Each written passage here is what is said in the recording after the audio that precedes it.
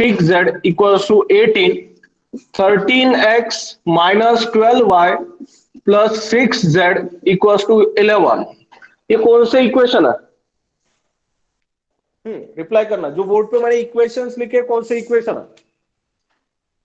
अगर मैंने यहां पे सॉल्व वर्ड यूज किया होता तो आप लोग क्या करते थे? आपके पास मैंने 3 डिफरेंट इक्वेशन दिए और सामने वर्ड यूज किया सॉल्व, तो आप सॉल्व मींस एग्जैक्ट क्या करते हो इस इक्वेशन के लिए? एक्स वाई जेड की वैल्यू फाइंड करते हो, सही है। एक्स की वैल्यू, वाई की वैल्यू, जेड की वैल्यू। अब ये इक्वेशन को आप लोग कौन सा इक्वेशन बोलते हो? ये इक्वेशन का नेचर क्या है? जैसे आप लोग के पास X square plus 2x plus 3 होता तो इसे आप लोग कौन सा इक्वेशन बोलते थे? Quadratic equation. X cube plus 3x square plus 4x minus 12, इसे कौन सा इक्वेशन बोलते थे? क्वाड्रेटिक वर्ड क्यों यूज करते थे? क्वाड्रेट, क्यूबिक, सही है। क्वाड्रेट मींस पावर 2 था इसलिए क्वाड्रेटिक।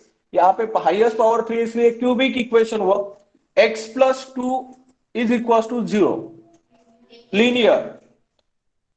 उसके बाद x raise to power 4 plus 3x cube y plus 4x square y square plus 6y cube x y cube plus 18y raise to power 4। कौन सा इक्वेशन है? किसने बोला पॉलीनोमियल? थ्री के ऊपर है तो पॉलीनोमियल होता है, ऐसा लिखा है कहीं पर?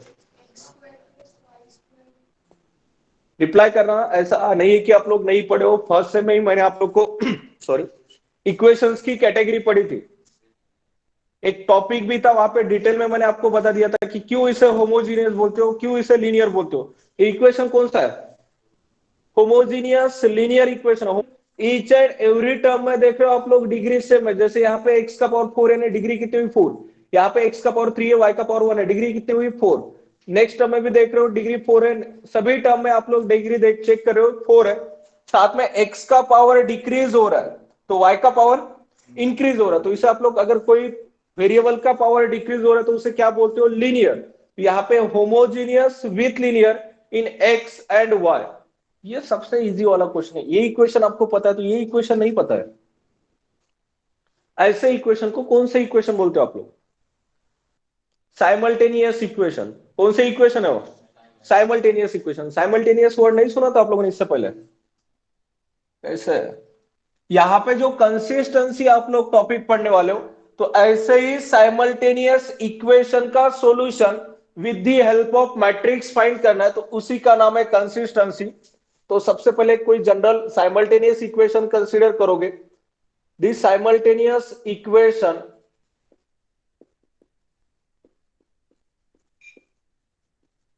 ऑफ द फॉर्म,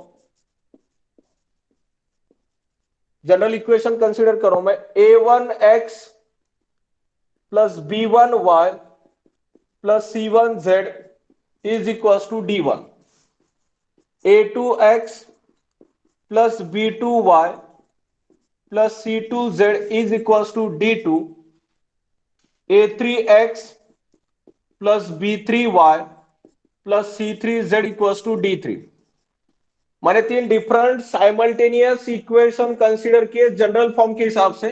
जैसे ही आपका ऐसे टाइप का क्वेश्चन रहेगा तो ऐसे साइमल्टेनियस इक्वेशन का आप लोग सॉल्यूशन कैसे फाइंड करोगे, तो वही साइमल्टेनियस इक्वेशन मैंने जनरल फॉर्म में कंसीडर किया। विद द हेल्प ऑफ आप लोग मैट्रिक्स फाइंड करने वाले हो, तो यहाँ पे आपको मैट्रिक्स दिख रहा है कहीं पर? इसका सॉल्यूशन आपके पास बहुत सारे मेथड है। सबसे पहले तो आप लोग कैलसी के थ्रू इसका आंसर फाइंड कर सकते थे। सेकंड मेथड, जैसे कोई दो इक्वेशन में एक्स का coefficient same with opposite sign cancel, second और थर्ड में भी वही करोगे, एक्स का coefficient same with opposite sign, तो वाई जेड की यहां से दो इक्वेशन, यहां से वाई जेड की दो इक्वेशन, फिर वाई को कैंसिल करोगे जेड की वैल्यू मिलेगी। वही जेड की वैल्यू प्रीवियस को वाई वाले इक्वेशन में पुट करोगे तो वहां से वाई की देन एक्स की वैल्यू नोन होगी। ये थी आपकी बेसिक मेथड।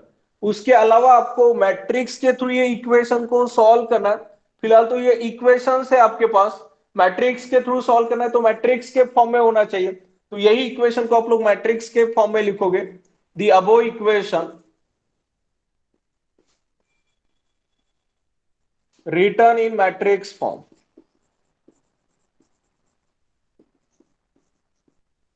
तो मैट्रिक्स फॉर्म इसका क्या बनेगा, capital A x equals to B, equation number 1। Matrix form क्या बना है, ये जो भी साइमल्टेनियस इक्वेशन है उसका मैट्रिक्स फॉर्म है capital A x equals to B. अब यहाँ पे ए क्या होता है, एक्स क्या होता है और बी क्या होता है, फिर capital A equals to coefficient matrix,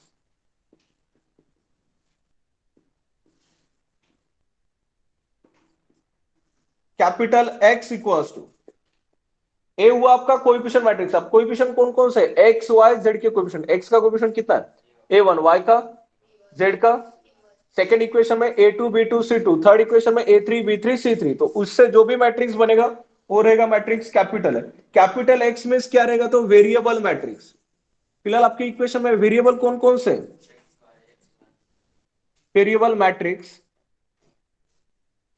और लास्ट जो राइट हैंड साइड में देख रहे हो, राइट हैंड साइड में क्या लिखा है मैंने, कैपिटल बी। और कैपिटल बी क्या होता है, तो राइट हैंड साइड में D one D two D three, यानी 6 18 और 11, ये क्या है, 6 18 11 क्या है, उनका नेचर क्या है, कांस्टेंट नंबर है ना। कौन सा मैट्रिक्स बनेगा, constant matrix, that is always आप लोग का काम होता है जो भी गिवन इक्वेशन है उसे मैट्रिक्स के फॉर्म में लिखना। तो मैट्रिक्स का फॉर्म है A x equals to B, A means coefficient matrix, X means variable and B means constant यानी right hand side, that is A. अब ए क्या बनेगा, कोएफिशिएंट मैट्रिक्स लिखना, फर्स्ट इक्वेशन का कोएफिशिएंट क्या है, A one B one C one, second A two B two C two, third equation से A three B three C three into capital X है। और कैपिटल एक्स में क्या होता है, वेरिएबल मैट्रिक्स। तो वेरिएबल मैट्रिक्स कौन कौन से वेरिएबल है, X Y Z is equal to right hand side में बी मीन्स कांस्टेंट मैट्रिक्स। और कांस्टेंट कौन कौन से, डी वन डी टू। देखना मीनिंग चेंज नहीं हुआ है, इसी को मैंने मैट्रिक्स के फॉर्म में लिखा है। इसे सॉल्व करोगे तो आपको वही इक्वेशंस मिलने वाले, जैसे first row first column is equal to क्या होगा, A one plus B one plus C one is equal to, वही तो फर्स्ट इक्वेशन था। तो जो भी गिवन इक्वेशन है उसे मैट्रिक्स के फॉर्म में लिखा है, तो ये मैट्रिक्स फॉर्म। अब इसके आगे कैसे सॉल्व करना, then augmented matrix capital C is given by, then augmented matrix capital C is given by, तो एक नया मैट्रिक्स है C, और C equals to formula matrix A double dot B।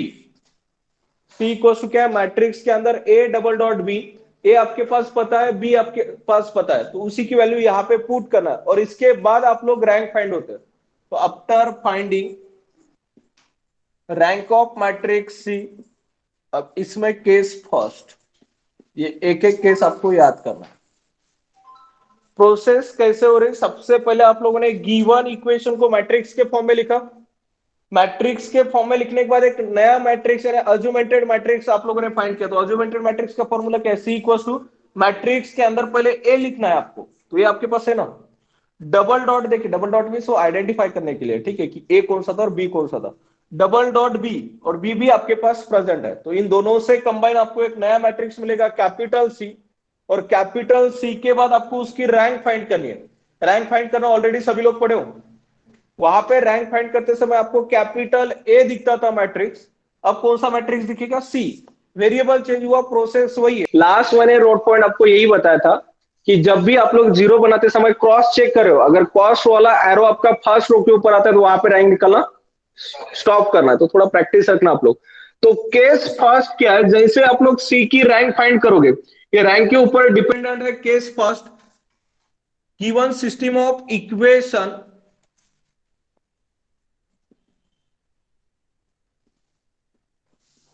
given system of equation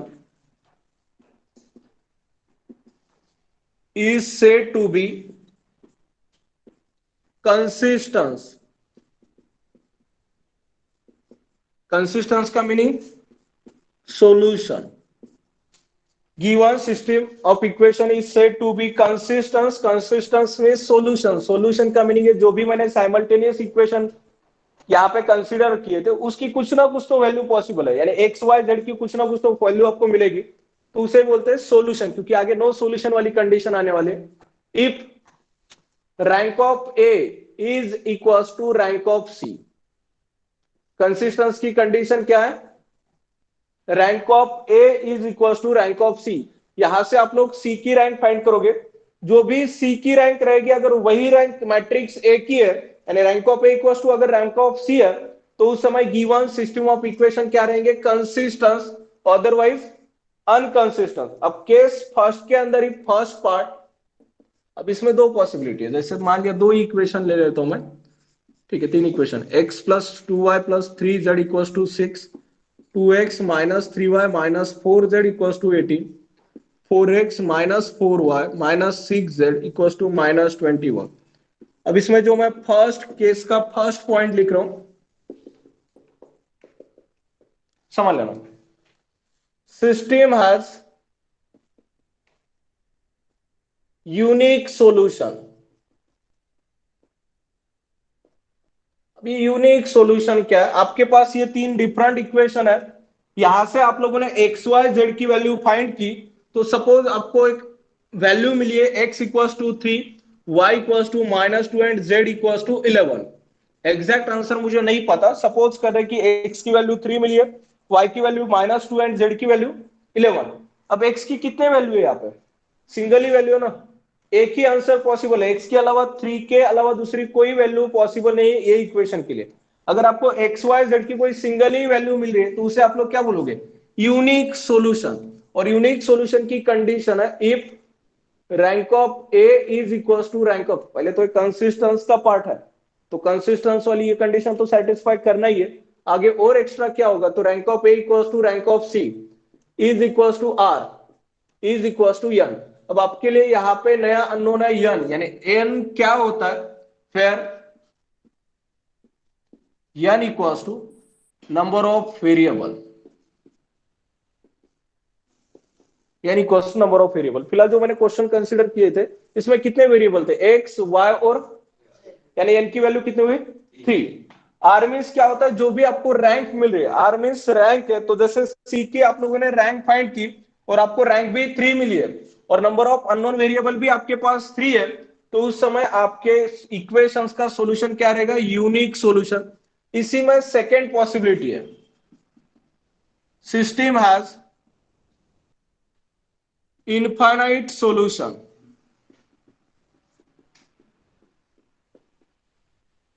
if, अब infinite solution की condition क्या है, तो rank of A equals to rank of C होना तो कंपलसरी है, तभी तो सॉल्यूशन है। सॉल्यूशन में दो पॉसिबिलिटी, या तो यूनिक या तो इनफाइनाइट। यूनिक के लिए कंडीशन थी आर इक्वल्स टू एन, और इनफाइनाइट के लिए कंडीशन है R is less than N. अब एन क्या होता है, तो फिर से वही नंबर ऑफ वेरिएबल।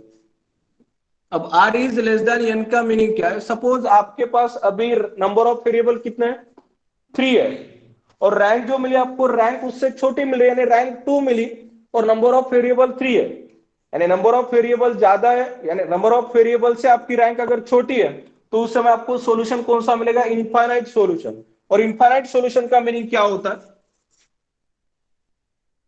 एक्स की वैल्यू सपोज मैंने के कंसीडर की, अब के कंसीडर करना मीन क्या, एक्चुअली सॉल्यूशन ही नहीं मिल रहा है आपको, सिंगल इक्वेशन में दो अननोन वेरिएबल रहेंगे, तो आपको एक वेरिएबल के लिए वैल्यू कंसीडर करनी पड़ेगी। तो सपोज मैंने x equals to K consider किया, तो y की भी value in terms of k मिलेगी, 3k plus 11 upon 17, and z equals to 2k upon मान लिया 7। अब यहाँ पे एक्स वाई जेड की सिंगल वैल्यू है क्या, नहीं है, इनफाइनाइट, जैसे बोला है मैंने कि infinite solution, infinite value possible है, डिपेंड करता है के ऊपर।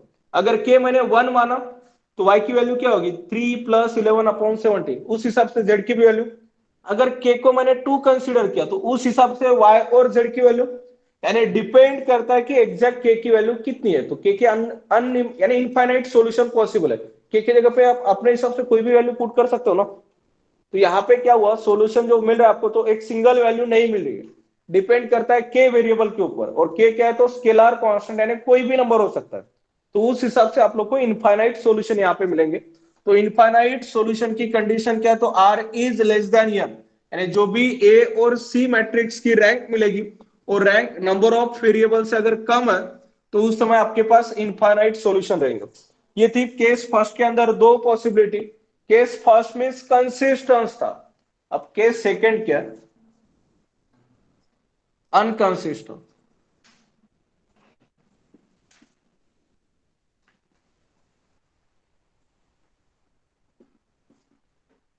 अनकंसिस्टेंस दैट इज नो सॉल्यूशन। कभी कभी आपको क्वेश्चन में पूछ रहे हैं इसमें जो सेकंड वेरिएशन है आपको खुद वैल्यू फाइंड करनी है, ठीक है, तो वहां पे मेंशन रहता है नो सॉल्यूशन। तो नो सॉल्यूशन का मीनिंग आपको समझना है कि कौन सी कंडीशन, अनकंसिस्टेंस की कंडीशन। और अनकंसिस्टेंस की कंडीशन रहेगी rank of A is not equal to rank of C. Consistence के जस्ट अपोजिट, कंसिस्टेंस की कंडीशन क्या थी, rank of A equal to rank of C. Unconsistence की कंडीशन क्या है, rank of A is not equal to rank of C. Clear है? Starting से लिखना स्टार्ट कर देना, आपको ये प्रीवियस बेसिक से कोई लेना देना नहीं, ये बाद में कभी पढ़ोगे 2-4 साल बाद टाइम मिला तो उस समय अगर आप लोग पढ़ रहे हो तो बेसिक से पता होना चाहिए, इसलिए मैंने प्रीवियस पार्ट लिख दिया। आपको बस 4 ही फॉर्मूले याद रखना है। सबसे पहले अज्यूमेंटेड मैट्रिक्स का फॉर्मूला, यानी C equals to matrix A double dot B, consistence की condition rank of A equals to rank of C. अगर given system of equation consistence है तो उसके अंदर दो सॉल्यूशन पॉसिबल है। Unique solution, unique solution means r equals to n where n is number of variable, और last infinite solution यानी r is less than n। Consistence के condition के जस्ट अपोजिट है unconsistence. Unconsistence means no solution, और no solution की condition है rank of A is not equal to rank of C. अब लिखना स्टार्ट कर देना, और साथ में सभी को याद भी करना है। आप में से कोई भी 5-6 लोग को मैं फॉर्मूले पूछने वाला हूं, क्योंकि फॉर्मूले याद हुए तो ही आपको क्वेश्चन समझ में आ जाएंगे। इसमें दो वेरिएशन है, तो फर्स्ट टाइप नंबर 1, और उसमें first question, test for consistency, test for consistency and solve.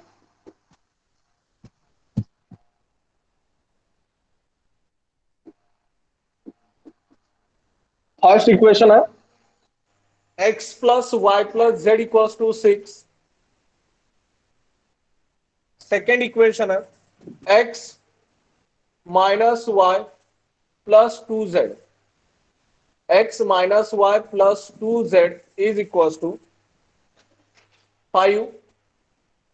Third row है 3x plus Y, third equation है 3x plus Y plus z is equal to 8। Last equation है 2x minus 2y plus 3z is equal to 7। Test for consistency, यानी सबसे पहले आपको check करना है जो भी गिवन इक्वेशन है कंसिस्टेंस है या नहीं है। अगर कंसिस्टेंस है तो आगे सॉल्व करना, कंसिस्टेंस नहीं है तो वहीं पे स्टॉप होगा। क्वेश्चन नहीं भी लिखा है तो फिलहाल पूरा ध्यान बोर्ड की तरफ देना। सबसे पहला काम क्या है आपका, जैसे मैंने थ्योरी पार्ट लिख के दिया उसी हिसाब से ऑपरेट करना है। जो भी गिवन इक्वेशन है उसे मैट्रिक्स के फॉर्म में लिखना है। The above equation written in matrix form। क्या है matrix form, A x equals to B, equation number 1। यहाँ पे तुरंत ए की वैल्यू लिखना है, that is capital A equals to, A means क्या होता था, कोएफिशिएंट मैट्रिक्स ना, तो फर्स्ट एक्स वाई जेड का कोएफिशिएंट कितना है, एक्स का 1, वाई का 1, जेड का 1। नेक्स्ट सेकंड इक्वेशन में 1 माइनस 1, नेक्स्ट 3 1 1, लास्ट 2 माइनस 2 3। ये हुआ capital A into X, X means variable matrix, कौन से वेरिएबल है X Y is equal to capital B, और कैपिटल बी मीन्स क्या है, right hand side constant matrix, कौन सा है कांस्टेंट, 6 5 8 7। सबसे पहले आपने गिवन इक्वेशन को मैट्रिक्स के फॉर्म में लिखा, नेक्स्ट स्टेप क्या होगी, सी फाइंड करना। आपका टारगेट है रैंक फाइंड करना, और रैंक फाइंड करने के लिए सी पता होना चाहिए, और सी का फॉर्मूला क्या है, देन सी को क्या बोलोगे आप लोग, अज्यूमेंटेड matrix. Then augmented matrix capital C is given by C equals to matrix A double dot B. तो C equals to matrix A. तो A का बताना फर्स्ट रो 1 1 1 1 1 2 -1 2 ये हुआ A. डबल डॉट क्या है? A को तो एज इट इज लिखा मैंने, डबल डॉट B, और B की वैल्यू क्या है? 6587. हाँ, ये डबल डॉट मैट्रिक्स के बीच में क्या कर रहा है, तो आपको बस आइडेंटिफाई करने के लिए, तो आगे क्लियर होगा कि इसे सॉल्व करने के बाद आपको ए और सी की रैंक आइडेंटिफाई करनी है.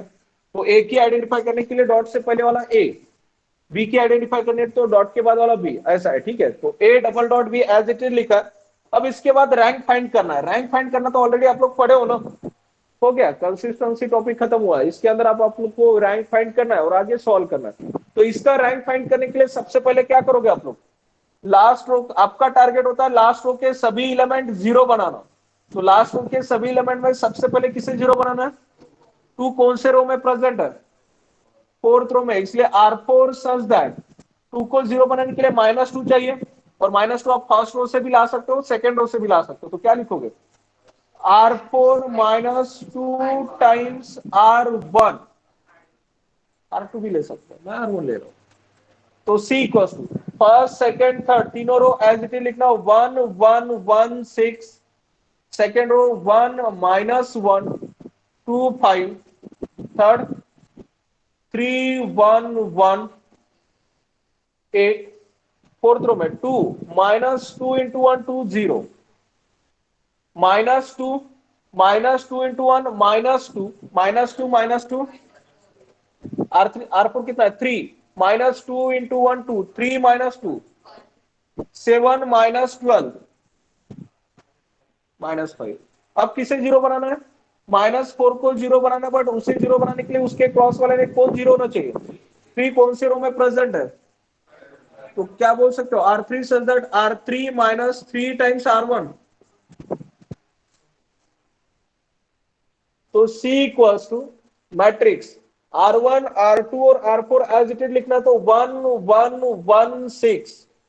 R2 1 -1 2 5. R3 चेंज होने वाला है, R4 as it is 0 -4 1 -5. Third row के लिए R3 -3 टाइम्स R1. R3 कितना है? 3. -3 इंटू 1 0. R3 कितना है? 1 -3 इंटू 1. R3 कितना है? 1 -3 इंटू 1 1 -3. R3 कितना है? 8 -3 इंटू 6 -18. 8 -18.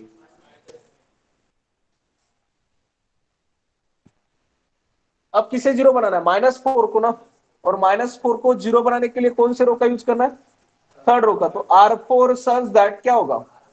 R4 -2 टाइम्स R4 यानी -4 -2 इंटू -2 यानी +4. तो first second third row as it is 1 1 1 6 1 -1 2 5. Third row 0 -2 -2 -10. Last row R4 -2 times R3. R4 कितना है? 0 -0 -4 -2 इंटू -2 +4 0. 1 -2 इंटू -2 +4 1 +4. -5 -2 इंटू -10 +20 -5 +20. अब जीरो किससे बनाना है? 5 को जीरो बनाने के लिए और -2 को जीरो बनाने के लिए 1 जीरो होना चाहिए. 1 आपके कौन से रो का एलिमेंट है? तो R2 के लिए ऑपरेशन क्या करोगे? R2 such that R2 -R1. तो C equals to first row as it is 1 1 1 6. Second row के लिए ऑपरेशन R2 -R1 1 -1 -1 -1 2 -1 5 -6. R3 और R4 as it is 0 -2 -2 -10. R4 भी एज इट इज. 0, 0, 5। अब किसे जीरो बनाना है? -2। टारगेट तो 5 को जीरो बनाना है, 5 के लिए -2 के लिए 1। अब 1 तो जीरो बना, अब किसे जीरो बनाना है? -2, और -2 को जीरो बनाने के लिए ऊपर वाले ही रो का यूज करना है। तो -2 कौन से रो में? थर्ड रो में। तो R3 such that R3 -R2। तो C मैट्रिक्स कौन से रो के लिए ऑपरेशन परफॉर्म हो रहा है? थर्ड रो के लिए। तो R1 R2 R4 as it is. 1 1 1 6 R2 बताना। 0 -2 1 -1। R3 चेंज होने वाला है, R3 -R2। तो 0 -0 -2 +2 -2 -1 -10 +1। R4 तो एज इट इज था। 0 0 5 50। अब 5 को जीरो बना सकते हो। इसे जीरो बनाने के लिए ऊपर वाले रो का यूज करना है। 5 जो आपका फोर्थ रो का एलिमेंट है, तो R4 सच दैट 5 को किससे मल्टीप्लाई करोगे? ऊपर वाले 3 से। यानी 3 टाइम्स R4 यानी कितना होगा? 3 इंटू 5 15। -15 चाहिए, तो ऑलरेडी -2 साइन है ना, प्लस से मल्टीप्लाई करोगे। +5 इंटू यानी 3 इंटू 5 15 प्लस 5 इंटू -3 -15 15 -15 0। तो C इक्वल्स टू मैट्रिक्स 1 1 1 6 0 -2 1 -1 0 0 -3 -9।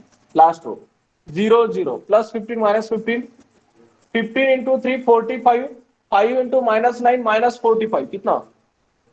0। अब किसे जीरो बनाना है? -3 को जीरो बनाने के लिए उसके क्रॉस वाला -2, और -2 को जीरो बनाने के लिए उसके क्रॉस वाला 1 0 होना चाहिए। 1 0 बनेगा क्या? जैसे ही आपका एरो फर्स्ट रो के ऊपर आके स्ट्राइक करेगा, वहां पे आपको रैंक निकालना स्टॉप करना है। अब यहाँ पे रैंक आइडेंटिफाई करना। हियर कंडीशन के हिसाब से किसकी रैंक पता होनी चाहिए? ए और सी की ना। कंसिस्टेंस की कंडीशन क्या है? Rank of A is equal to rank of C. तो आपको rank of A rank of C पता होना चाहिए। तो here rank of A equal to कितना?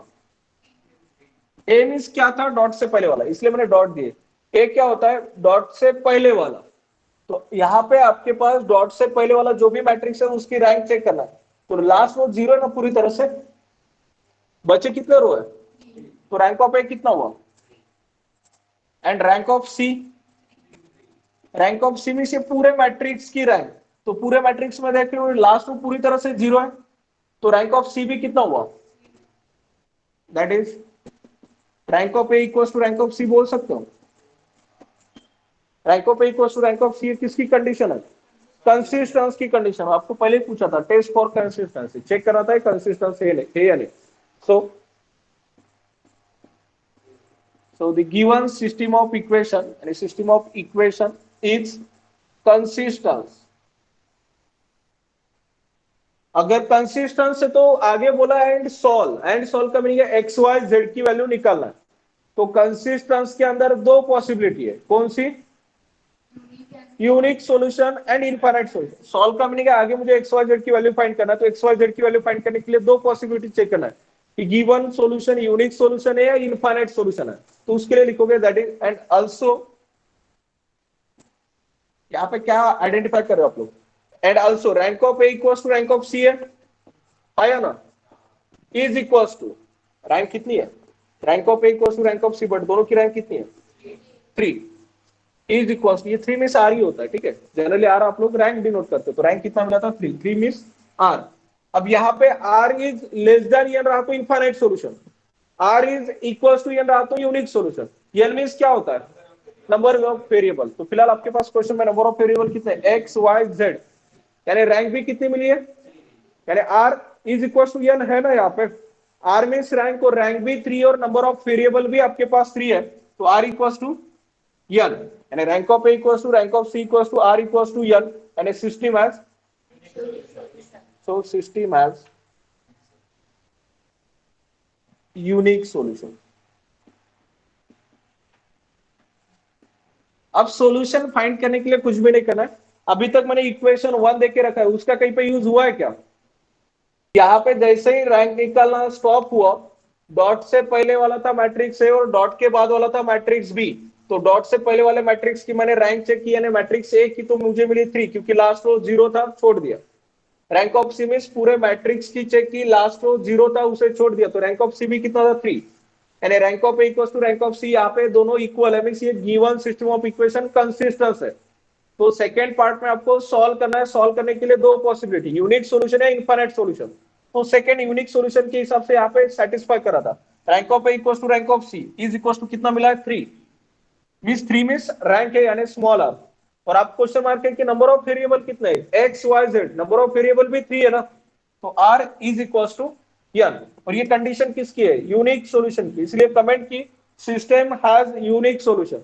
अब आपको सॉल्यूशन फाइंड करना है, तो सॉल्यूशन फाइंड करने के लिए इक्वेशन 1 का यूज करना है। तो इक्वेशन 1 बिकम्स क्या, equation 1 X equals to B, तो उसमें ए की वैल्यू पुट करने में जहां पे आप लोग का रैंक निकालना स्टॉप हुआ है वहां से ए और बी की वैल्यू इक्वेशन 1 में पुट करना है। क्लियर है?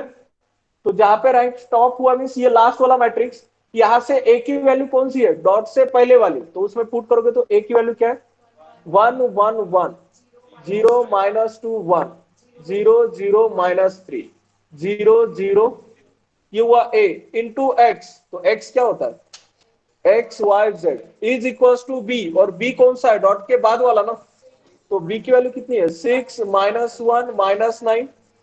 अब यहां से जैसे पहले आप लोग इक्वेशन से मैट्रिक्स बनाते थे, अब उल्टा करना है, ये मैट्रिक्स से इक्वेशन बनाना है। सबसे ज्यादा जीरो कहां पे, 0 to X 0, 0 into R 0 into Z is equal to, उसे छोड़ दो, next equation 0 into X 0 into R -3 into Z, -3 Z is equal to कितना है -9, तो जेड इक्वल टू, इसके ऊपर वाला equation 0 into X -2 into R 1 into Z is equal to, तो -2 y, जेड की वैल्यू कितनी है इज इक्वल टू, ये +3 इधर जाके -3 बनेगा, -1 -3 -4 और -2 से डिवाइड करोगे तो सबसे पहले वाला equation 1 into X 1 into Y 1 into Z, X plus Y की वैल्यू कितनी है, जेड की वैल्यू 2 + 3, इधर जाके माइनस होगा तो एक्स इक्वल टू 1।